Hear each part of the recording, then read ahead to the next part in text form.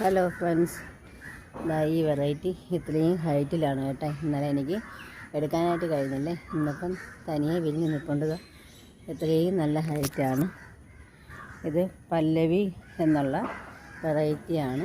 നല്ല ഹൈറ്റിലാണ്, പാരപ്പല്ലാണ് വച്ചിരിക്കുന്നെങ്കിലും നല്ല ഹൈറ്റിലാണ് ഇത് വന്നേക്കുന്നത്. നമ്മുടെ പല്ലവി കുട്ടിയാണ്. ചെറിയ പോട്ടിലാണ് വച്ചേക്കുന്നത് കേട്ടോ.